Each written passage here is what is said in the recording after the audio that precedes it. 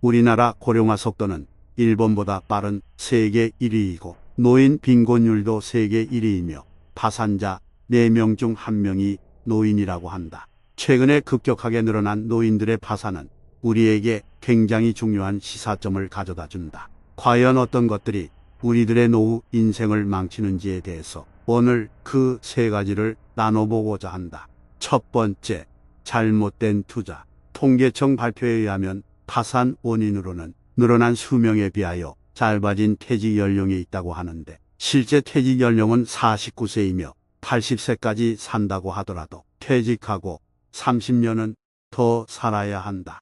퇴직을 하면 수입이 확 줄어들기에 노후 자금을 만들기 위해서 무엇인가 창업을 하거나 투자를 시도하다가 파산을 하는 경우가 많다고 한다. 아직 많이 남아있는 노후 기간의 생활이 걱정이 되어 부동산이나 주식 혹은 코인까지 잘 알지도 못하면서 투자를 하는 경우를 종종 볼 때가 있다. 투자하는 것이 나쁘다고 말할 수는 없지만 투자하기 전에 투자 대상에 대해 철저하게 공부하고 학습하는 것이 중요하다. 잘 알고 투자에도 실패할 수 있는데도 불구하고 다른 사람 말만 믿고 투자하는 것은 우리 노후 인생을 망치는 지름길이 된다. 두 번째, 독립하지 못한 자녀. 한국보건사회연구원 연구자료에 의하면 노후의 성인 자녀 부양 비율이 약 40%이고 성인 자녀 부양 비용은 월 평균 73만 원이라고 한다.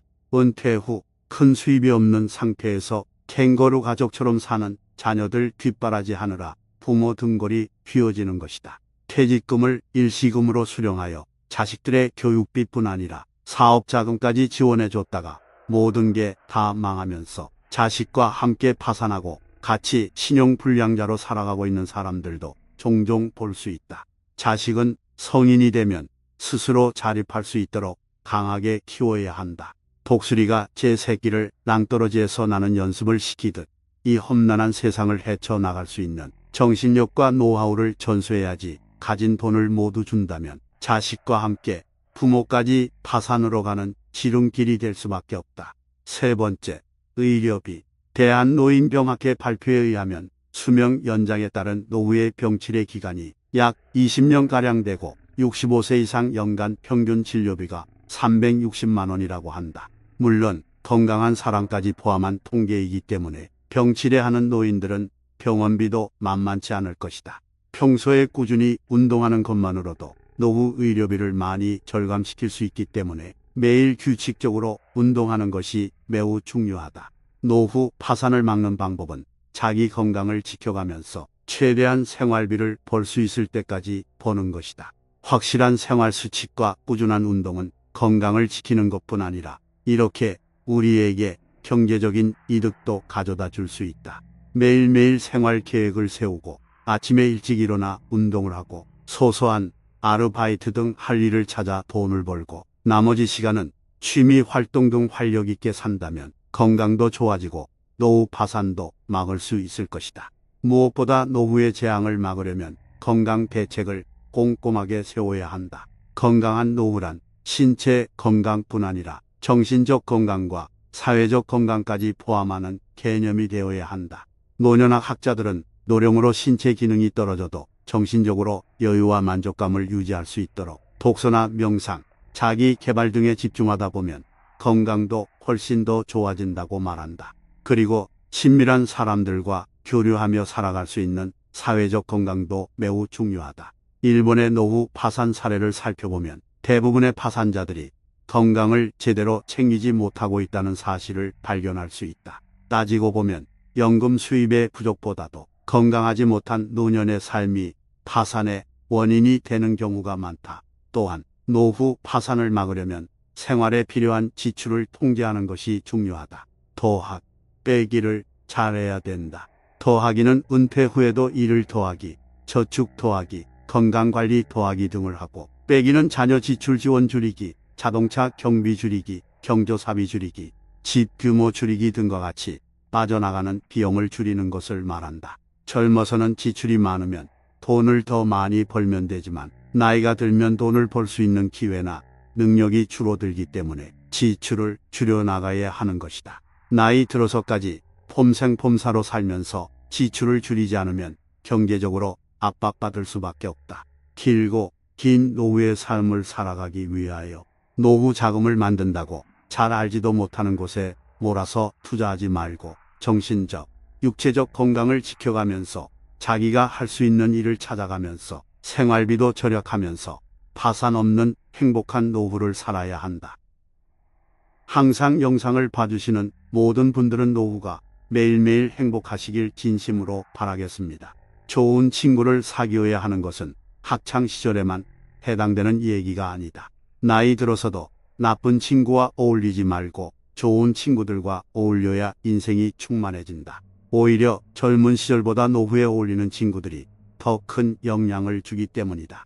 오늘은 노후에 반드시 걸러야 하는 친구 3명과 내 옆에 항상 있어야 할 친구 3명에 대해서 나눠보고자 한다.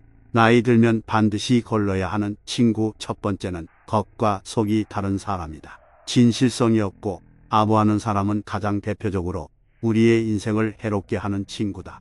말만 번지르르하게 하고 비율을 맞추지만 이 사람의 관심사는 오직 자신의 이익밖에 없다. 자신에게 이익이 되는 사람에게는 마치 입술에 꿀을 바르듯 달콤한 말만 속삭이지만 이익을 다 얻은 순간 뒤도 돌아다보지 않고 돌아서 가버리는 사람에게서 진실성을 찾아볼 수 없다. 이런 사람을 친구라고 곁에 둔다면 내 모든 것을 다 뜯기는 수밖에 없다. 나이 들면 반드시 걸러야 하는 친구 두 번째는 줏대 없는 사람이다. 겉으로 보기에는 유순하고 부드러워 좋은 사람 같아 보이지만 이 말 저 말에 휩쓸려서 줏대 없이 쉽게 말을 바꾸는 사람은 정말로 해롭다. 평상시에는 좋은 말도 많이 하고 좋은 관계를 유지해서 믿음을 얻었지만 자신에게 불이익이 조금이라도 닥치거나 손해를 볼 것 같으면 그때는 완전히 얼굴색을 바꾸고 다른 사람이 되어버릴 것이다.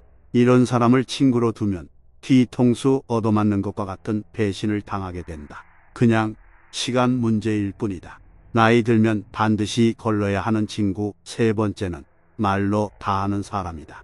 말로야 세상을 다 바꾸고도 남지만 우리가 이렇게 하지 않는 것은 스스로 우스운 사람 된다는 걸 알기 때문이다.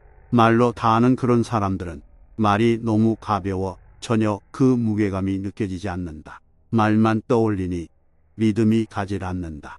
이런 류의 사람은 떠벌리는데 전혀 부담을 느끼지도 않고 또 자기가 말한 것을 쉽게 잊어버리는 경향이 있다.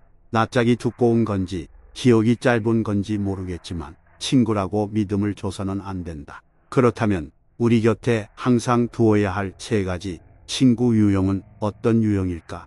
내 옆에 항상 있어야 할 친구 첫 번째, 정직하고 강직한 사람.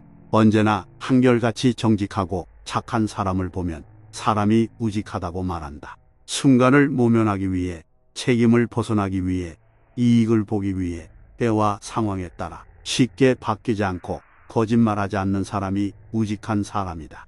자기 스스로 잘못된 길로 가지 않는 만큼 친구 역시 나쁜 길로 이끌지 않는 사람이 바로 그런 사람이다. 겉보기에는 무뚝뚝할지 몰라도 좋을 때나 나쁠 때나 기복 없이 한결같다.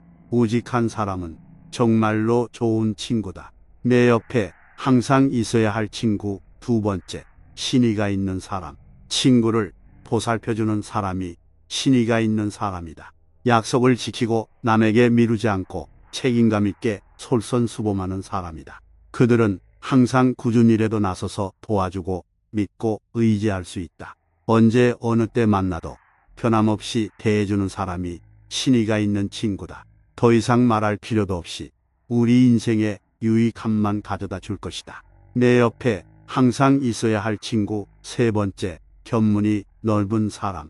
늘 공부하고 깨우치고 실천을 행해서 지식과 경험이 많은 사람, 즉 견문이 넓은 사람들이 있다. 문제가 생겨도 당황함이 없이 해결책을 내놓는 지혜로움과 재밌는 이야기와 창의적인 발상으로 분위기를 밝게 만드는 사람들이 좋은 친구다. 그런 친구들과는 잠깐 대화를 나눠도 언제나 많은 것을 얻을 수 있고 긍정적인 것을 배울 수 있다. 우리 인생을 위해서 절대 놓치면 안 되는 친구다. 좋은 친구, 나쁜 친구 유형이 세 가지씩만 있는 것이 아니지만 크게 포괄해서 보면 좋든 나쁘든 이 세 가지 유형에 다 포함될 수 있다. 이런 친구들의 유형을 듣다 보면 분명히 누군가가 떠오른다. 과연 우리는 반대로 우리의 친구들에게 어떤 유형의 친구에 속하는지, 좋은 친구 유형에 우리 얼굴이 떠오르는지, 나쁜 친구 유형에 우리 얼굴이 떠오르는지 돌이켜 볼 필요가 있다.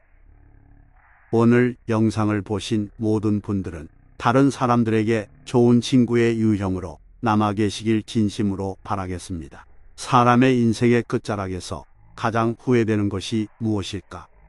만일 오늘이 삶의 마지막 날이라면 무엇을 후회하게 될까? 돈이나 명예 따위가 아니라는 건 알겠지만 구체적인 답이 떠오르지 않는다면 임종의 순간을 미리 맞았던 타인들의 깨달음을 참고하는 것도 한 방법이다. 오스트레일리아에서 말기암 환자들을 돌봤던 간호사 브루니 웨어가 블로그에 올렸던 글을 통해 수년간 암 환자 병동에서 일하며 환자들이 생의 마지막 순간에 보여준 통찰을 알아볼 수 있다. 그가 지켜본 사람들은 임종 때 경이로울 정도로 맑은 정신을 갖게 됐는데 저마다 다른 삶을 살았던 사람들이지만 놀랍게도 후회하는 것은 거의 비슷했다고 한다. 지나온 삶이 파노라마처럼 머릿속을 스쳐갈 때 어떤 일들이 가장 아쉬움으로 남을까? 죽음을 맞이할 때 가장 후회하는 5가지를 교훈으로 삼아 남아있는 인생을 열심히 살아가는 우리들에게 좀 더 나은 삶의 지표로 삼아보자.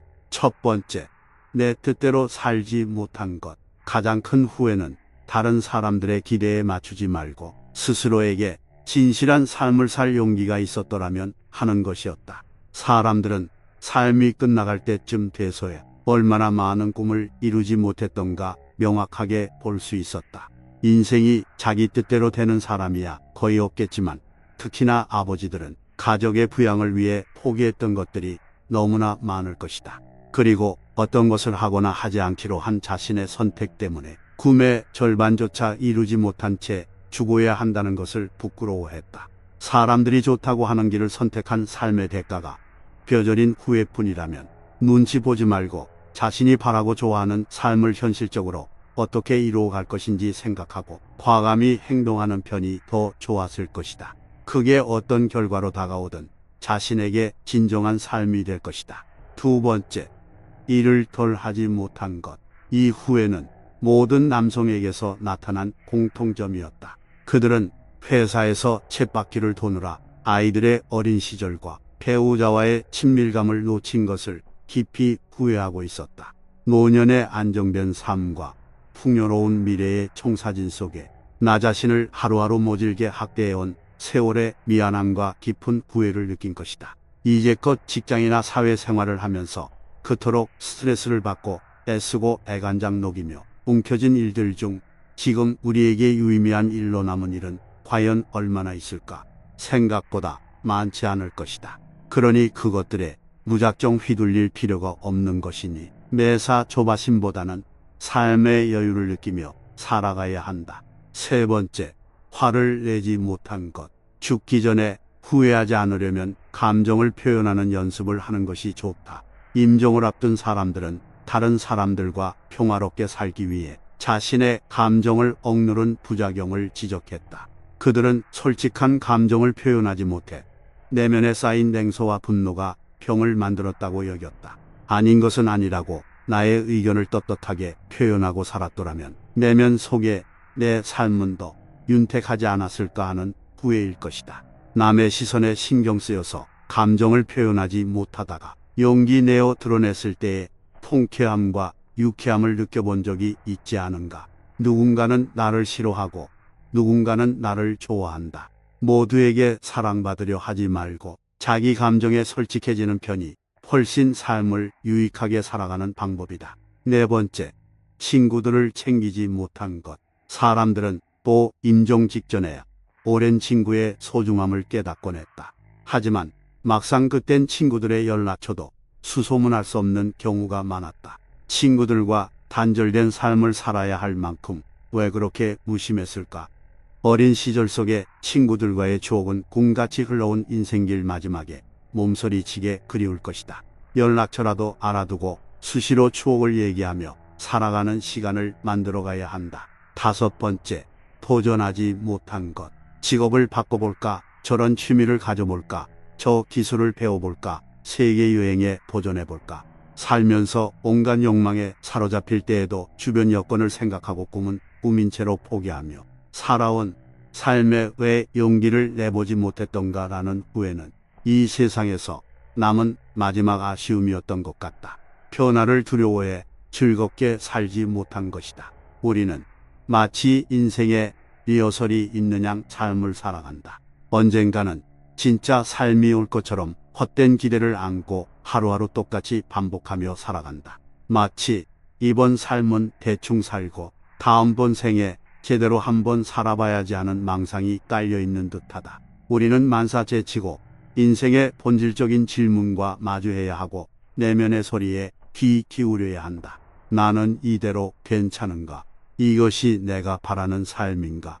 내 인생의 말미에서 한 후에는 무엇인가? 이런 본질적인 질문에 대한 답을 구하지 않으면 삶은 늘 고난의 연속일 것이다. 삶은 2번 살 수 없고 시간은 되돌릴 수 없는 것이다. 마지막으로 스스로를 좀 더 행복하게 놔두지 않은 것도 큰 아쉬움으로 남았다. 대부분의 사람들은 크게 웃고 삶의 활력소를 찾고 싶었다는 걸 깨닫고 이 세상을 떠났다. 결국 모든 것은 내일을 위해 오늘을 희생 말라는 경고로 통한다. 길을 알면서도 못 가는 건 멍청해서가 아니라 너무 똑똑해서일 것이다. 오늘 밖에 모르는 바보, 그렇게 바보로 한번 살아보자고 부질없는 다짐을 거듭해 본다. 삶에서 진짜 중요한 것과 사소한 것을 구분하는 지혜를 발휘하며 살아가자. 그러기 위해서는 오롯이 나에게 집중하는 시간이 필요하며 때론 이기적으로 보일지라도 자기 자신에게 몰입하는 태도가 필요하다. 자기 자신을 최우선으로 여기는 이기적 본성을 긍정적으로 활용하여 마침내 오직 한 번뿐인 내 인생을 소중하고 행복하게 꾸려나가야 한다. 인생의 끝자락에서 조금이라도 덜 후회하기 위한 삶을 생각하는 시간이었습니다. 오늘 영상을 보신 모든 분들의 인생에는 후회가 남지 않기를 진심으로 바라겠습니다. 지금부터 30년 후인 2050년경이 되면 평균 수명 100세 시대를 넘어 120세 시대가 열린다고 한다. 지금부터 30년 전 1990년대의 평균 수명은 75세쯤이었다. 정열적이고 건강한 삶을 사는 지금 시기가 60부터라면 앞으로는 100살이 정열적인 시대가 된다는 말이다. 이제는 단지 오래 사는 것보다는 얼마나 건강하게 오래 사는가가 중요한 시대가 됐다. 나이와 죽음 앞에서 언제까지나 승자일 수는 없다. 속도와 강도가 차이는 있지만 일단 내리막길에 들어섰다는 사실을 부정할 수 없다는 이야기다. 예컨대 운이 나빠 암이나 다른 불치병에 걸려 어쩔 수 없이 죽음으로 빨리 치닫는 일이 꼭 나를 비켜가야 한다는 법은 없다. 사고를 당해 심각한 장애를 입는 건 역시 꼭 나만 예외여야 할 이유는 없다. 아프지만 있는 현실을 받아들이고 자신의 상황을 인정하는 것이 어른다운 일이다. 장애와 질병과 죽음을 피할 수 없는 상황인데도 마지막 순간까지 현실을 부정하는 것은 용감한 것은 아니며 자연의 섭리를 인정하고 인생을 달관하는 긍정의 여유가 또한 필요한 시기인 것이다. 나이가 들면 없던 병도 생기기 마련이고 젊었을 때 가졌던 것들을 하나둘씩 잃어가는 게 인생이니 그런다고 아쉬워하며 과거에만 매달려 살 일이 아니라 현실을 직시하며 받아들일 건 받아들이고 놓아야 할 건 과감하게 놓고 나이 들어감을 거북해 할 것이 아니라 오히려 즐기고자 마음을 먹고 행동으로 옮긴다면 내 자신은 물론이고 식구들이나 주변 사람들에게도 모두 좋을 것이다. 퇴퇴는 노인의 삶은 상실의 삶이라는 유명한 말을 남겼다. 사람들은 나이가 들어가면서 잃게 되는 5가지가 있는데 그건 바로 건강과 돈, 일과 친구, 그리고 꿈이라고 했다. 건강을 젊어서 다져놓는다고 해도 나이가 들어가면서 몸은 조금씩 작고 약해질 뿐만 아니라 그러면서 병과도 쉽게 친해지게 된다. 몸이 건강하지 못하면 모든 게 다 의미가 없어지는 것이니 건강을 과신하지 말고 건강하다고 생각될 때 잘 챙겨서 건강한 노년이 되도록 해야 할 것이다. 젊어서 돈을 버느라고 고생하는 건 넉넉한 노년을 위한 것이다. 그러니 나이 들어서까지 움켜쥐려고 못난 짓을 할 것이 아니라 가진 것을 어떻게든 의미 있게 쓰도록 마음을 다스려야 한다. 나이 들어서도 할 일이 있다는 건 축복이며 어떤 일이든 마음껏 할 수 있고 이왕이면 잘할 수 있는 것이면 더 좋을 것이다. 이 나이에 무슨 일 하면서 주춤거리지 말고 하고 싶은 일은 용기를 내서 할 수 있다면 자신은 물론이고 그걸 바라보는 주변 사람들에게도 기쁨을 줄 수 있다. 나이가 들어서면 할까 말까 하는 일은 하는 게 정답이고 살까 말까 하는 것은 안 사는 게 정답이라는 이야기가 있다. 항상 부지런히 움직이고 꿈이 가득한 멋진 목표를 가지고 살아가는 힘차고 건강한 노년이 되어야 한다. 팔뚝이 부러져 깁스를 한 다음 한 달 뒤에 풀어보면 팔이 가느다랗게 약해져 있다. 그동안 안 썼기 때문이다. 뇌도 똑같다. 반대로 몸을 계속 움직이면 뇌가 활동을 한다. 배고픈 채로 몸을 움직이면 뇌는 더 많이 활발해지며 활동하는 뇌는 사이즈가 커진다. 이는 동물 실험에서도 입증되었다고 하는데 모기를 적게 준 쥐가 더 똑똑하고 더 뇌가 크고 더 오래 산다고 하였다. 장수의 비결인 정신 건강과 행복은 어이없게도 배고프고 몸 부지런히 움직이는 것에 그 비결이 있다고 하니 명심해야 한다. 세월이 가면서 하나 둘씩 곁을 떠나는 사람들이 생기고 그로 인해 고독해지기 쉽고 외톨이라는 생각에 힘들어지게 된다. 그래서 나이 들어 어울리는 친구가 있다는 건 매우 중요한 일이고 그런 친구들을 위해 시간을 내고 정성을 들여야 할 뿐만 아니라 거리낌 없이 지갑을 열 수 있어야 한다. 나이가 들수록 입은 닫고 지갑은 열라는 이유가 거기에 있는 것이다. 퇴퇴는 젊었을 때의 꿈이 현실적인 거라면 노년의 꿈은 내세에 대한 소망이니 그 꿈을 이루기 위해서 종교를 가지고 자기 성찰을 하는 명상의 시간을 가지라고 했다. 마음속에 들어있는 것은 행동함으로써 이루어지고 실천하지 않으면 아무것도 달라지는 것이 없다고 했으니 그 5가지에 대해 더욱 진지하게 생각하고 조금이라도 더 오래 유지할 수 있도록 해서 좀 더 풍요롭고 아름다운 황혼이 된다면 그야말로 축복받는 노년이 될 것이다. 물론 사랑하는 사람과 함께하는 노년이라면 더 바랄 게 없으며 주어진 오늘에 최선을 다하는 삶이 축복된 그날을 맞이하게 될 것이다. 마지막으로 노년을 앞둔 중년의 가장 큰 과제는 배움이다. 어제까지 무심코 지나쳤던 길가의 이름 모를 풀꽃들의 생김새에 감탄했다면 그날은 그 꽃에 대해 배운 날이다.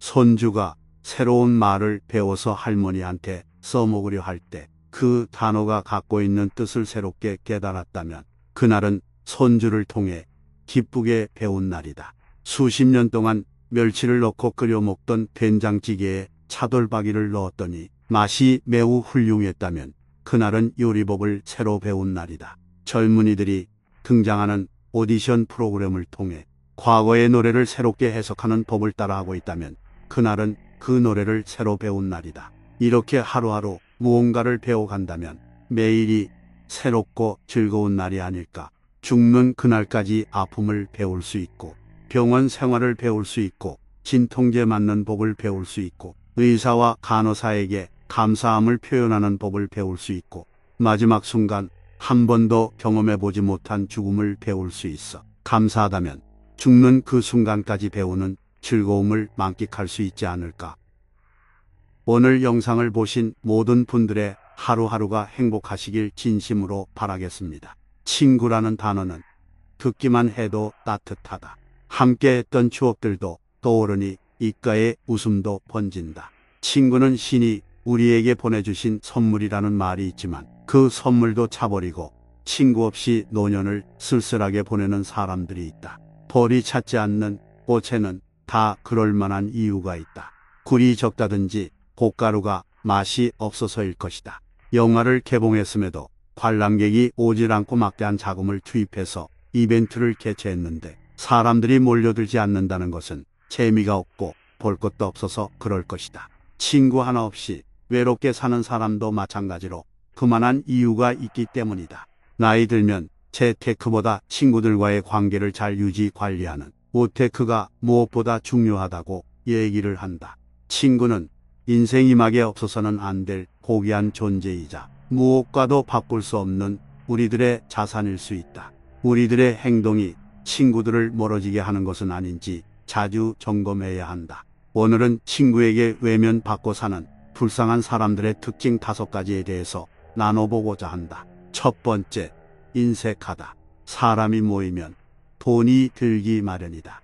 신발을 신고 문 밖에만 나가도 모든 게 돈인데 친구들 만나면 교통비도 들고 밥값, 술값이 든다. 좋은 일이 있어서 기분이 좋은 한 친구가 쏠 때도 있고 또 어느 모임은 얼마가 됐든 돌아가면서 비용을 치르기도 한다. 또 어떤 모임은 십시일반 돈을 거둬 비용을 치르기도 한다. 인색한 친구는 절대 자기가 쏘는 일이 없을 뿐더러 다 같이 돈을 걷게 되는 경우에도 돈을 적게 낸다. 아무리 돈이 없다 해도 최소한 자기가 먹은 밥값 정도는 내야 되는 것이 맞다. 누가 얼마 내나 이렇게 들여다보지는 않지만 학창시절부터 늘 그랬기 때문에 저 친구는 또 오늘도 적게 내겠구나라고 뻔히 보인다. 동창들끼리 만나면 조금 늦게 와서 배고프다며 따로 밥을 시켜서 먹다가 모임 끝나기 직전에 다른 약속이 있다며 그냥 계산도 안 하고 자리를 떠버리는 경우도 있다. 돈 안 내고 가냐는 질문은 째째해서 말을 하지는 않지만 이미 사람들은 다 알고 있다. 이런 친구는 학창시절부터 나이 60이 다 돼서까지 이러는 경우가 많다. 두 번째, 절대 먼저 연락하지 않는다. 친구라는 관계가 꼭 무슨 특별한 일이 있어서 연락해야 되는 것은 아니다. 비가 와서 갑자기 보고 싶을 수도 있고 종로의 어느 골목 모퉁이를 돌다가 갑자기 보고 싶어 연락할 수도 있다. 그래서 친구가 친구인 것인데 특별한 일이 아니면 평소에 절대 먼저 연락하지 않는 사람이 있다. 친구 관계라지만 늘 한쪽에 연락하고 안부 묻고 만나자고 하고 다른 한쪽은 상대 친구의 연락을 받아 먹기만 하면서 관계를 이어온 경우가 있다. 어느 날 늘 연락하는 쪽이 어떤 이유로라도 연락을 하지 못하게 되면 이 두 친구는 영영 만날 수 없게 될 것이다. 늘 자신에게 관심을 가져주고 먼저 연락해주고 시간을 내주는 좋은 친구 하나를 그렇게 잃게 된다. 우정도 주고받아야 그 우정이 유지된다. 아쉬울 때만 연락하지 말자. 세 번째, 본인만 뒤로 쏙 빠진다. 아예 못하겠으면 처음부터 못하겠다, 못 가겠다, 안 되겠다 그렇게 말하지 않고 할 것처럼 가만히 있다가 분위기 무르익고 계획 다 짜서 본격적으로 뭔가 하려는 그 결정적인 순간에 못하겠다며 빠지는 친구가 있다. 가장 흔하고 제일 곤혹하게 만들 때가 바로 여행을 준비할 때다. 물론 정말로 부득이하게 예상치 못했던 일로 마지막 순간에 합류를 못할 수 있게 되는 경우가 있긴 하지만 이것도 파토 내는 사람이 계속 내는 법이다. 인원수 맞춰서 차량 준비하고 음식 준비하고 숙박시설 예약도 끝냈고 예산도 인원수에 맞춰 짰고 이제 회비 걷고 출발하는 것만 남았는데 뜬금없이 갑자기 자기는 못 가겠다고 한다. 전에 파토했던 경력이 화려해서 이번에 넣어줄까 말까 했는데 그래도 꼭 가고 싶다고 해서 이번엔 무슨 일이 있어도 가겠다고 다짐에 다짐을 해놓고선 다른 약속이 생겼다고 해버린다. 약속은 반드시 선약을 먼저 지키는 것이 옳다. 선약 뒤에 오는 약속은 선약을 피해서 잡아야 하는 것을 모르는 사람들이 참 많다. 네 번째, 입이 가볍다. 쓸데없이 이쪽 저쪽 말을 옮겨서 친구들 사이에 분란을 일으키는 사람이 있다. 뒷담화 하기를 무척이나 즐겨하는 부류들이 이런 짓을 하는데 때론 의도적으로 친구들 사이를 이간질하는 것이 아닌가 하는 의구심이 들 정도다. 누군가는 뒷담화를 공동체의 적이라고 했다. 뒷담화가 난무하는 곳이 모임이나 조직이든 분란이 생길 수밖에 없고 화합과 평화가 발붙일 수 없으며 결국에는 깨져버린다. 늘 남의 얘기만 즐겨하는 사람은 솔직하게 자신을 드러낼 용기가 없어서든지 아니면 자기를 담아낼 이야기가 없는 가여운 인생을 살고 있기에 남의 얘기에 열중하는 것이라 해도 그 결과는 그리 가볍지 않다. 그래서 친구들 사이에 우정 깨지고 원수로까지 지낸 사람들이 많다. 이쪽 저쪽 말을 옮기는 사람은 끝내 모두에게서 외면을 당한다. 그래야 모임을 유지할 수 있고 친구 관계도 원만해질 수 있다는 각자의 판단이 선 것이다. 다섯 번째, 남을 지적하고 잘난 척한다. 기쁘나 슬프나 눈이 오나 비가 오나 친구를 찾게 되는 첫 번째 이유는 뭐니 해도 공감이 있기 때문이다. 그런데 공감은커녕 지적질에 훈수질 그리고 잘난 체를 한다면 친구로서는 치명적인 함량 미달일 수밖에 없다. 오랜만에 친구를 만난다고 좋은 옷 차려입고 나섰는데 온갖 지적질을 해서 사람 마음을 뒤집어 놓는 친구가 있다. 그렇게 되면 만나기 전까지 좋았던 기분까지도 다 날아가 버린다. 지적질, 훈수질 좋아하는 친구들을 보면 정말로 웃긴 것이 제대로 잘 알아서 가르치려 드는 게 아니라 잘못된 정보나 편견을 갖고서 그런 만행을 저지른다는 것이다. 제대로 알지도 못하니 참기가 잘 노릇이지만 그렇다고 면전에서 맞대응하자니 같은 부류의 인간이 되는 것 같아서 차마 그럴 수 없는 노릇이다. 친구란 이 세상과 모든 사람이 나를 버릴 때라도 나를 찾아주는 사람이라고 한다. 이렇게 귀한 존재인 만큼 친구에게도 잘해야 한다. 오늘 영상을 보신 모든 분들이 항상 소중한 친구로 남길 진심으로 바라겠습니다. 사람을 만나보면 유독 재벌집 자손이 아닌 것은 물론이고 사는 형편으로 따져보자면야 서로 비슷하지만 그 사람에게서는 특별한 부티와 고급스러움이 느껴진다. 그렇다고 가방끈이 또 남들보다 긴 것도 아니다. 우리도 인생을 살 만큼 살아서 알겠지만 가방끈 길이와 인격은 언제나 정비례하는 것이 아니다. 그래서 오늘은 가진 것과 상관없이 고급스러움이 느껴지는 사람들처럼 우리가 어떻게 하면 고급스러워 보이는 사람이 될 수 있는지 알아보고자 한다. 우리는 고급스럽게 느껴지는 사람을 대부분 태도나 모습에서 느낀다. 고생이라고는 한 번도 겪어보지 않고 곱게 자라서 얼굴에 어두운 구석이라고는 하나도 없으며 옷 매무새나 머리 모양 등에서도 정성이 가득한 손길이 느껴지고 행동에서도 격조가 느껴지는 모습을 떠올리기 십상이다. 하지만 꼭 그렇게 외형적인 것만으로 규정질 수는 없다. 진정한 고급스러움은 내면에서 나오기 때문이다. 그래서 가진 것과 상관없이 또 모진 고생을 겪었어도 고급스러움이 느껴질 수 있는 것이다. 일단 그런 사람들에게서 나타나는 특징 첫 번째는 바로 단아하고 정돈된 외모다. 돈이 많아 보이고 싶어 민망할 정도로 큰 로고가 박힌 옷을 입고 소위 명품, 브랜드 제품을 들고 다니는 사람들이 있다. 진정한 고급스러움은 돈으로 만들어지는 것이 아니다. 이런 시각에서 보자면 과시하듯 큰 로고가 드러난 옷이나 물건을 들고 다니는 것은 산티와 허영심을 드러내는 것이 아닐까 싶다. 친구들이 모이는 자리에 유난히 화려하고 번잡하게 차려입고 나가는 사람들이 있다. 그런 사람들은 속이 비어있고 허하다. 정말로 멋있는 사람은 단아하고 정돈된 외모를 가지고 있다. 유행을 따라가느라 에너지를 낭비하지 않고 또 자신을 과시하기 위해 쓸데없이 겉모습에 돈 쓸 필요를 느끼지 못한다. 대신 자신에게 잘 어울리는 스타일과 색상의 옷으로 자신을 표현할 줄 알고 있다. 두 번째는 철저한 자기관리를 한다는 것이다. 고급스러운 사람에게서는 자기 관리에도 철저한 모습이 느껴진다. 얼굴은 피곤에 쪄들어서 다크서클이 깊이 배어있고 배는 풍선처럼 부풀어 올라있으며 하체는 부실해서 거대한 상체를 어떻게 떠받치고 있을지 뒤뚱이는 모습에 보는 사람마저 불안해질 지경이라면 아무리 잘 차려입고 돈을 쌓아놓고 살아도 우아함이라고는 눈을 씻고 찾아볼래야 찾아볼 수가 없다. 고급스러운 사람들은 건강미와 활력이 넘쳐난다. 인생 살아가는데 무엇이 제일 중요한지 아는 것이고 균형 있고 절제된 생활을 하고 있음을 말이 아니라 몸으로 증명해 보이는 그 생동감에서 부티가 물씬물씬 느껴진다. 세 번째, 항상 여유롭다. 고급스러운 사람들은 항상 평정심을 잃지 않는다.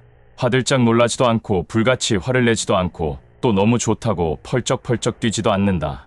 한마디로 평정심을 잃지 않고 늘 안정된 모습을 보인다. 감정 기복이 거의 없고 있다고 하더라도 겉으로 드러나지 않는다. 그렇다고 좋아할 일, 슬퍼할 일, 아파하는 일에 공감 못하고 목석같이 감정 없는 사람은 아니다.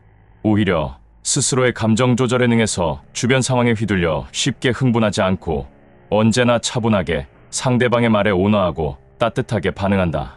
네 번째, 모든 사람을 존중한다. 고급스러워 보이는 사람은 상대방을 차별하지 않고 존중하는 태도를 보인다. 나이 어리다고 초면에 반말하지도 않고 자신이 손님이라고 직원에게 고압적인 태도를 보이지도 않는다. 또 불만을 얘기할 때도 흥분하지 않고 조곤조곤 이야기한다. 어디서도 무례함을 찾아볼 수가 없다. 비싼 옷 잘 차려입고 고급진 백화점에서 시장 장터처럼 소리 높이고 싸우는 사람들이 있다. 그런 사람에게서는 절대 고급스러움을 찾아볼 수 없다. 정말로 멋진 사람들은 자신보다 낮아 보이는 사람에게조차도 머리를 숙인다. 예의를 사람 가리면서 봐가면서 하지 않는다. 5번째, 유머 감각이 있다. 평정심을 잃지 않는다는 것으로 감정 표현도 못하고 재미 하나 없는 사람이라는 말이 아니다. 고급스러워 보이는 사람들의 여유로움은 유머 감각에서 나온다. 유머 감각이란 상황을 재밌게 생각하고 사소한 문제에 대해서도 여유롭게 대처할 수 있는 능력을 말한다. 우스갯소리나 찍찍해대고 상대방 감정 상하는 거 무시하고 여럿이서 한 사람 바보 만드는 것을 유머 감각이라고 아는 사람들도 있는데 그것은 잘못된 것이다. 유머 감각은 우리가 화날 상황에서 모두의 스트레스를 풀어주고 분위기를 바꾸는 말 한마디를 할 수 있는 아주 고차원적인 센스를 말한다. 그러니 유머 감각이라는 것도 내적 수련이 부족하면 절대 나올 수 없는 것이다. 6번째, 항상 긍정적인 말을 한다. 말은 생각보다 커다란 힘을 갖고 있다. 말 한마디로 인생을 바꾸기도 하지만 관계를 돌이킬 수 없는 지경에 이르게 하기도 한다. 정말로 고급스럽고 멋진 사람들은 듣는 것만으로도 힘이 나고 기분 좋아지는 말만 한다. 곁에서 항상 긍정적인 말만 해주는 사람이 있다면 얼마나 기운차고 행복해질지 상상만 해도 기분이 좋아진다. 우리의 기운과 용기를 북돋아주는 바로 그런 사람이다. 진정한 멋은 내면에서 우러나온다. 그러니 가진 것과 상관없이 또 모진 고생을 겪어 얼굴에는 잡티 하나 없이 곱기는커녕 다 온통 주름투성이어도 사람들은 고급스러움을 느낄 수 있다. 지금껏 살아온 인생 경로와 경험이 모질고 험난했어도 그것들에 압도당하지 않고 찌들지 않고 마음속에서 정화시켜 성장했다면 거친 손마디와 깊게 패인 주름은 연륜이 되고 모두가 그것을 흉으로 보지도 않는다. 오히려 우러러보고 존경하게 된다. 마음을 어떻게 먹느냐는 결국 우리 마음을 단단하게 만들어주고 또 모진 일들도 걸러주어서 좋은 것만 남게 해주는 필터 역할을 한다. 그러니 표정과 말투 그리고 태도에서 품격이 느껴지고 고급스러움이 느껴지지 않을 수 없는 것이다.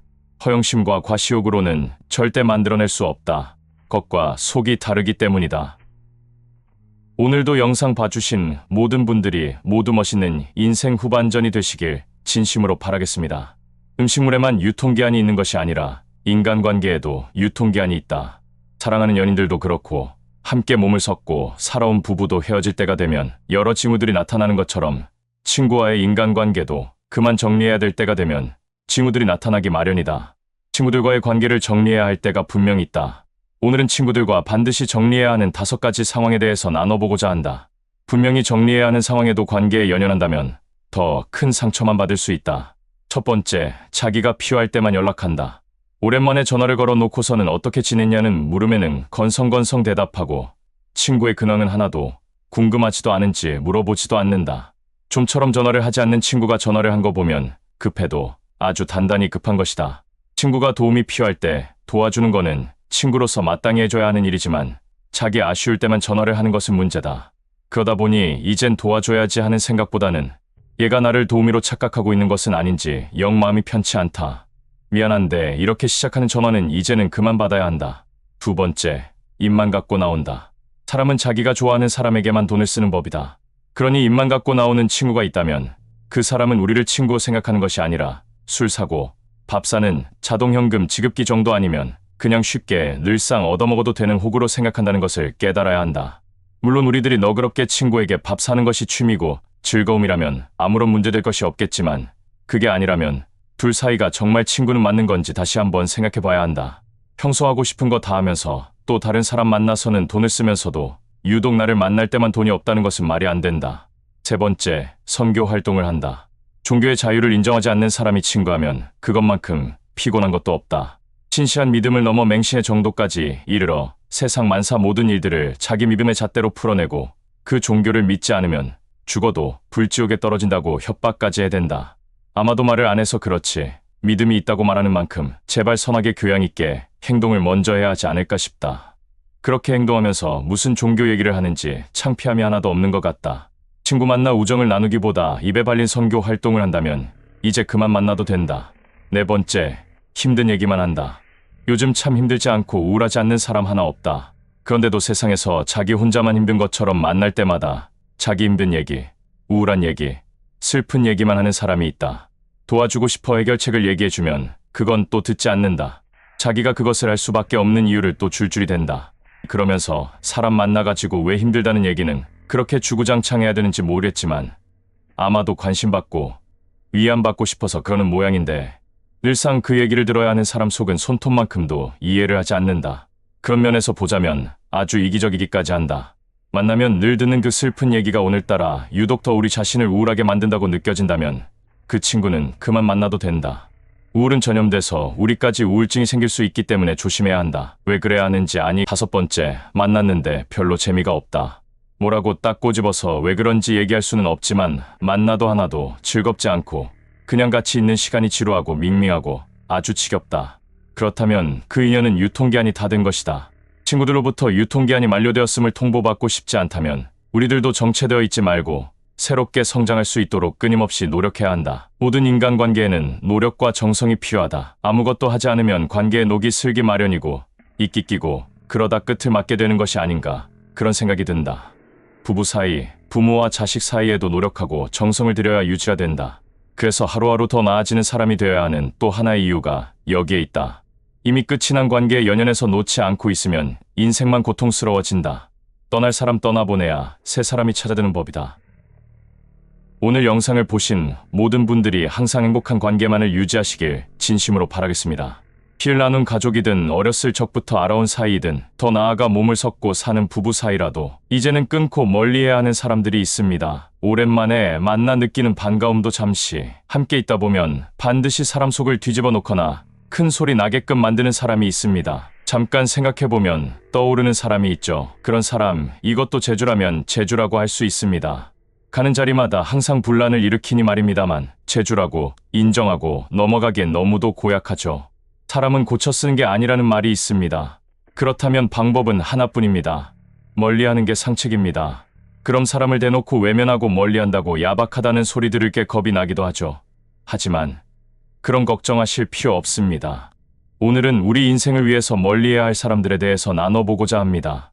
그런 사람들을 멀리해야 하기도 하지만 거울을 보며 얼굴을 살피고 옷을 고치듯 우리 자신부터 이런 유형의 인간은 아닌지 살펴보는 것도 필요합니다.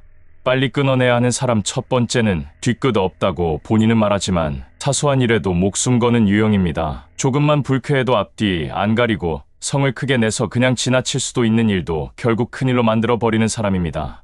이런 사람과 함께 있으면 언제 무슨 일이 일어날지 몰라 전전긍긍하게 됩니다. 자꾸 눈치를 보게 되죠. 이런 사람은 시한폭탄과 같은 존재입니다. 다혈질이라고 표현하지만 그렇게 쉽게 넘어갈 것이 아닌 것이 그냥 단순한 성격의 문제가 아니라 자기 감정을 통제하지 못하는 분노 조절 장애를 겪고 있는 것이 진짜 모습이기 때문입니다. 이런 유형의 인간들은 자기 자신을 뒤끝 없는 사람이라고 소개하기도 합니다. 누가 성격을 물어보지도 않았는데 이상하게도 자기 성격을 먼저 말해버립니다. 이렇게 자신을 뒤끝 없는 사람이라고 묻지도 않은 성격을 미리미리 말해주는 것은 다름 아니라 나는 언제든지 수틀리면 내 마음대로 하는 성격이니까 내가 알아서 처신해라. 이런 말로 볼 수 있지 않을까 싶습니다. 다혈질 인간, 뒤끝 없는 인간 이런 사람들은 우리 인생을 위해 하루 빨리 끊어내야 하죠. 두 번째는 배려심이 하나도 없는 사람입니다. 자신이 내뱉는 말 한마디가 상대방에게 어떤 마음의 상처를 줄지 일말의 고민도 없는 사람이 있습니다.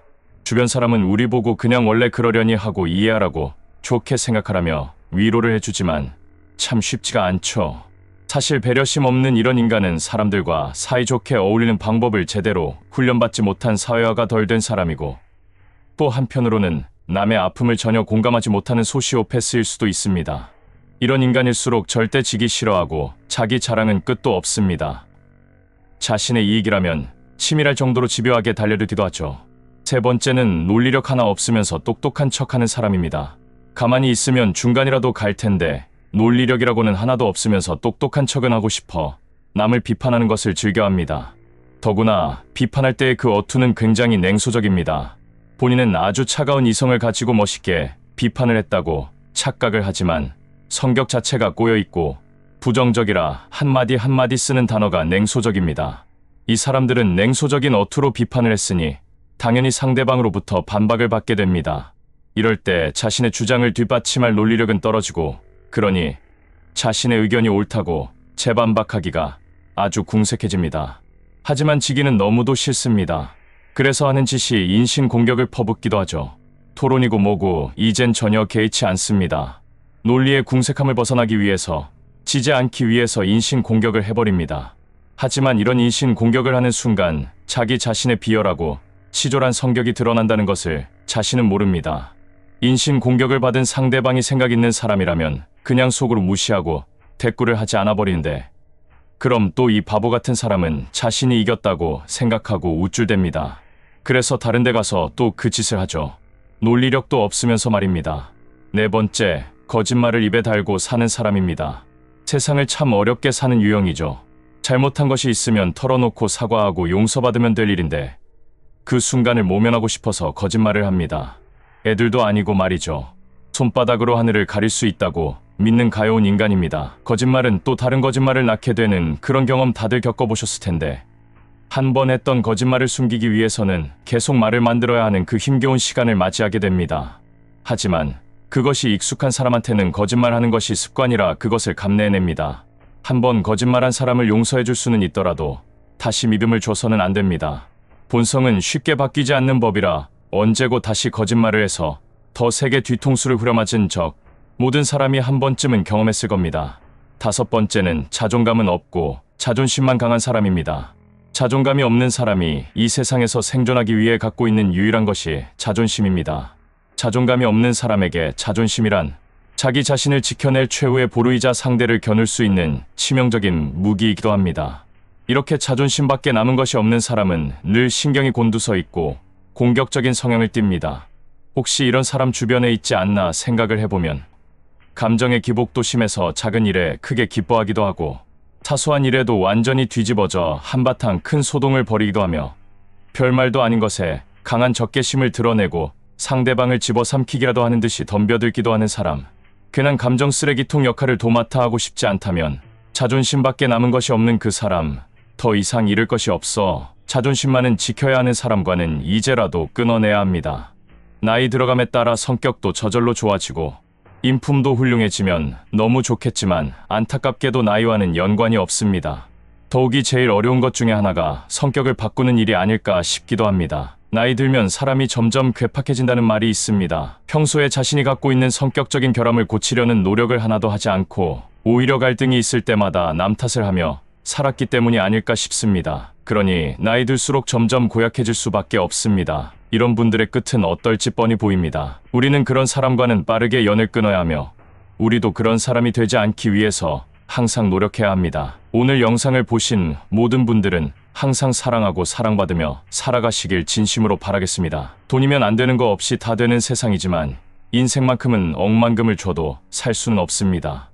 이런 귀한 인생을 쓸데없는 것에 낭비하는 사람들이 있지만 나이 들어서까지도 이걸 깨닫지 못하는 것은 보통 문제가 아니죠. 과거로 시간을 거슬러 올라가는 영화나 드라마가 있습니다. 백투더퓨처나 재벌집 막내 아들과 같이 과거로 돌아가서 변화를 일으키는 내용이 있습니다. 이런 드라마나 영화를 보면 아주 사소하고 작은 일을 바꾸는 것만으로도 세월이 흘러 다시 오늘이 되었을 때 엄청난 변화를 가져옵니다. 그런 내용을 보고 동감하면서도 우리가 잊고 있는 것이 있는데, 지금 우리가 습관대로 살지 않고 자그마한 무언가라도 바꾸면 우리의 미래도 엄청나게 바뀔 수 있다는 사실입니다. 과거로 되돌아가는 영화 속에만 있는 것이 아닙니다.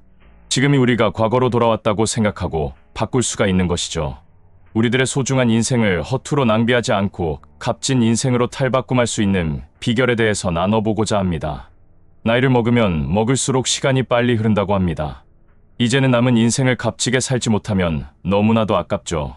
값진 인생으로 탈바꿈할 수 있는 비결 첫 번째는 인간관계 재정비입니다.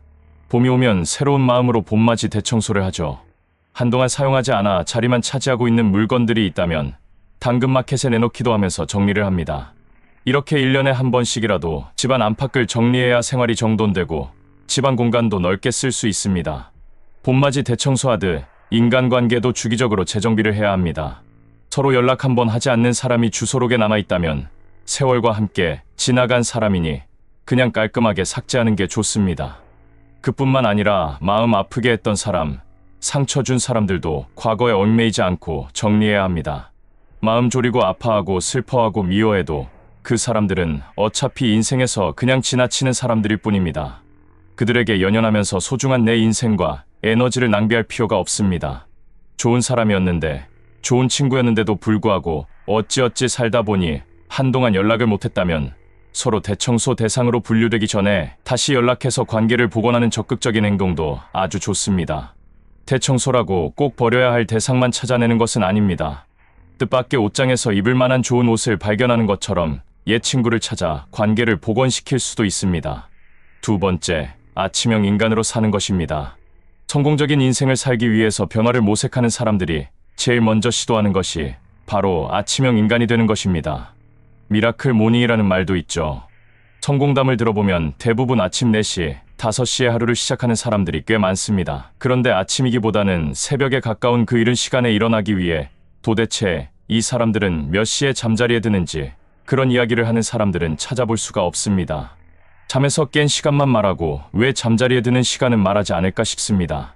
아침형 인간으로 사는 사람들은 늦어도 밤 10시면 잠을 잡니다. 생체 리듬에 딱 맞게 생활을 하니 그 이른 시간에 맑은 정신으로 깨어날 수 있는 겁니다. 더구나 이런 생활을 유지하기 위해서는 술도 절제해야 하고 늦은 밤까지 TV를 보며 깨어있는 일도 없어야 합니다. 어떻게 보면 그만큼 자기 관리에 철저해야만이 아침형 인간으로 살아갈 수 있다는 뜻이죠. 그래서 결론적으로 아침형 인간이 성공한다는 얘기가 나오는 것이 아닐까 싶습니다. 자기 관리에 철저한 사람이 성공할 가능성이 아무래도 높으니까 말입니다. 숙면을 유도하는 호르몬인 멜라토닌이 뿜어져 나오는 시간에 잠들어야 숙면을 잘할 수 있고 피로 회복과 원기를 보충하는 데도 최고의 효과를 볼 수 있습니다. 아침형 인간은 이런 생체 리듬을 최대로 활용해서 사는 사람들입니다.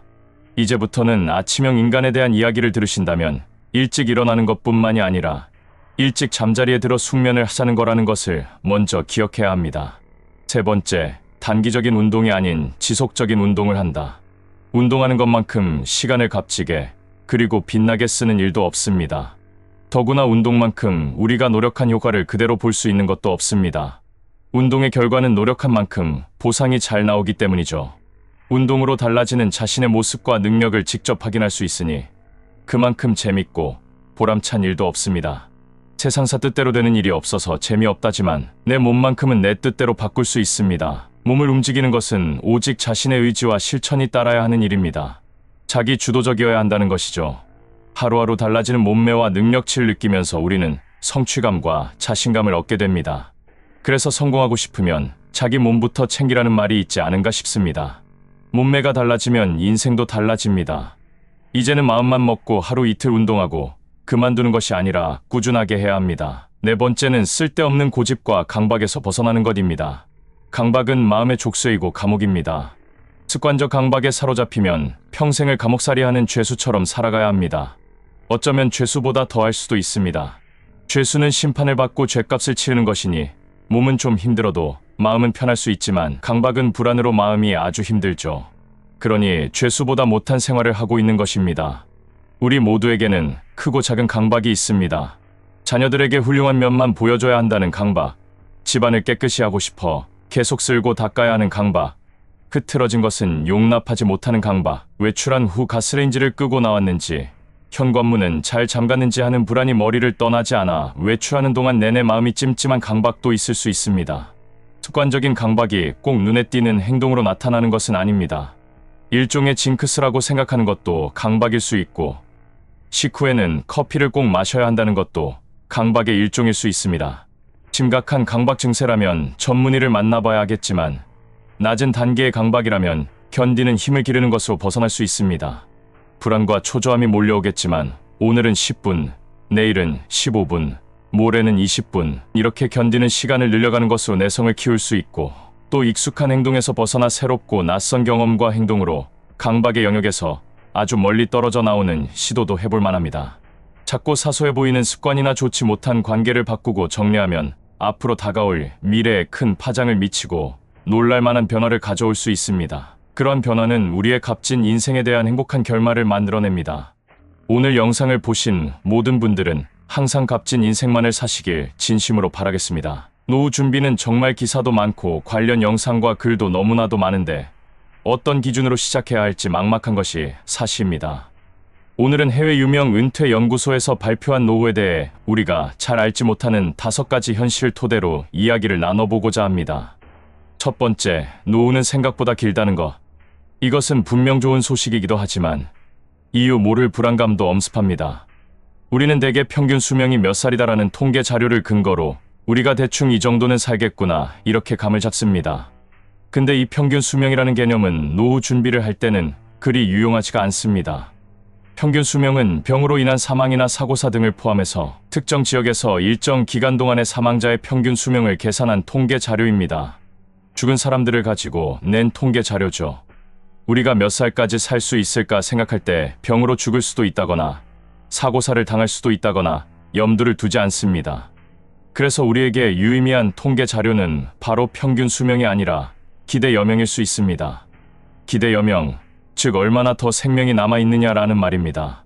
그래서 기대 여명은 특정 연도의 특정 연령의 사람이 얼마나 살 수 있는가, 얼마나 인생이 남았는가를 나타내는 지표입니다. 평균 수명은 사망자를 기준으로 산출한 나이고, 기대 여명은 현재 생존해 있는 사람들이 얼마나 더 살 수 있는지를 예측하는 지표라고 할 수 있습니다. 그래서 노후 준비를 하는 데 있어서는 평균 수명보다 기대 여명이 더 유용합니다. 현재 대한민국 남성의 평균 수명은 79.7세, 여성은 85.7세입니다. 하지만 현재 생존해 있는 사람들은 이보다 더 오래 살겠죠. 예를 들어 50세 남성의 기대 연명은 32년입니다. 즉 50살에 32년을 더하면 82세까지 살 수 있다는 말입니다. 이와 같은 맥락으로 50세 여성의 기대 연명은 37년으로 87세까지 살 수 있다는 이야기죠. 평균 수명보다 더 오래 산다는 말입니다.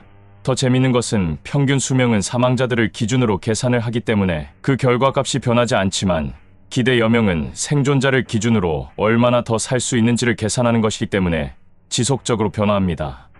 살아있는 동안 의학 기술이나 복지 정책, 이런 것들이 변수로 작용해서 기대 여명은 더 늘어날 수가 있습니다. 그래서 노후 준비를 계획하고 설계할 때는 평균 수명보다는 기대 여명이 어떻게 되는지를 기준으로 해야 실용적입니다. 두 번째, 60세가 넘으면 평생 들어가는 의료비의 절반을 쓴다는 것.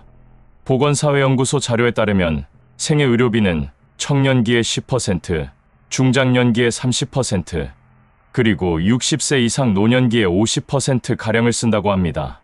그래서 노후 생활에서 가장 큰 어려움은 어쩌면 예상치도 않게 뭉칫돈이 들어가게 된 것이 의료비일 겁니다.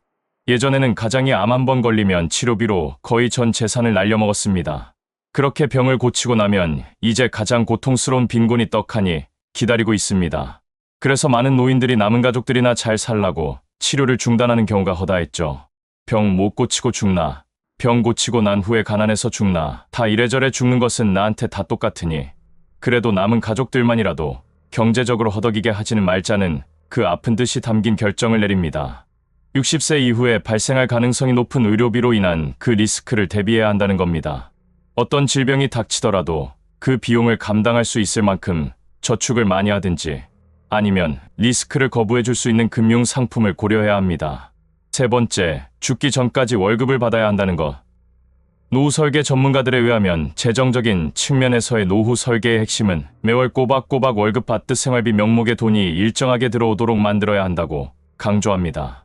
계속 회사 다니고 있는 것처럼 생활비로 필요한 돈이 200만 원이면 200만 원, 300만 원이면 300만 원, 한 달도 거르지 않고 죽을 때까지 계획대로 꼬박꼬박 들어오게 해야 100세 시대를 살게 된 우리가 수명이 늘어나서 발생할 수도 있는 이 장수 리스크를 최대한 줄일 수 있다는 요지입니다. 그래서 모두들 건물주나 상가 주인 같은 그 임대 사업에 주목하는 이유가 여기에 있는 거죠.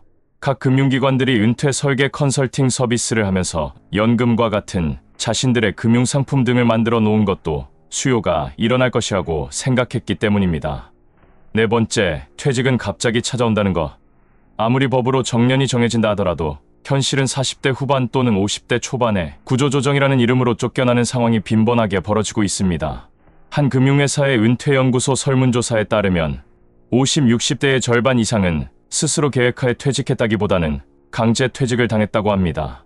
느닷없는 퇴직이니만큼 은퇴 준비가 되어 있을 리 만무이고 준비가 되어 있지 않다 보니 그 생활이 빈곤으로 몰릴 가능성도 또한 높아지는 거죠. 은퇴 준비는 빠르면 빠를수록 좋습니다. 바쁘다는 핑계로 하루하루 미루다가는 어느 날 회사로부터 뒤통수 맞듯 퇴직 홍보를 받는 날이 올 수도 있습니다. 이제는 회사 생활에 목숨 걸고 살면 안 되겠죠. 하루라도 빨리 퇴직 준비에 들어가야 합니다. 다섯 번째, 우리의 수입은 퇴직과 동시에 급락한다. 지금의 회사에 쫓겨난다고 해도 우리는 또 일을 찾겠고 일을 할 겁니다. 하지만 중장년 나이에 회사를 나와 다른 일자리를 찾는다고 해도 소득은 금막하기 일쑤입니다. 그야말로 학력과 경력과는 전혀 무관한 일을 하게 될 가능성이 굉장히 높고, 또 능력 좋고 운이 좋아 관련 업종에 취업을 하게 되더라도 전에 받던 급여만큼은 받기 힘들죠. 그냥 헐값에 팔려나가는 그런 신세로 전락하게 됩니다. 갑작스러운 퇴직에 맞춰 가계 지출을 단숨에 줄이는 것은 쉽지 않습니다. 그렇기 때문에 퇴직 준비를 한다는 것은 단순히 인생 후반전에 다른 일을 찾는 것뿐만 아니라 수입이 급락하게 될 그 퇴직 후의 상황을 상정해서 지출도 서서히 줄여나가는 생활 패턴으로 살아가야 합니다. 퇴직 이후를 대비해서 가정 경제에 불필요한 지출, 방만했던 지출을 줄이는 다이어트를 한번 해보는 겁니다. 물론 퇴직 이후라도 현재의 생활 수준을 유지할 수 있는 재정적인 준비가 되어 있다면 더할 나위 없이 이상적이지만, 사실 준비가 잘 되어 있는 가정은 그렇게 많이 있지 않습니다. 그래도 또 어떤 일이 벌어질지 모르니 일단 줄여놓는 게 더 좋습니다. 수입이 줄어든 상황에서 사전 연습과 같은 준비가 없으면 갑작스레 줄어든 그 지출이 아주 불편하게 느껴지고, 또 가족 구성원들로부터 불만이 여기저기 터져 나올 게 뻔합니다. 그래서 현실 적응 훈련이 필요한 이유이기도 합니다. 세상은 젊은 사람들만을 위해 변하는 것이 아니고, 급변하는 세상은 노후를 맞이하게 될 우리에게 희망과 고통을 동시에 숙제로 던져주고 있습니다. 이제는 지속적인 노후와 관련된 정보를 통해 이러한 숙제를 같이 해결해 나갈 수 있도록 항상 도와드리겠습니다. 오늘도 영상을 보신 모든 분들의 노후가 탄탄하시길 진심으로 바라겠습니다.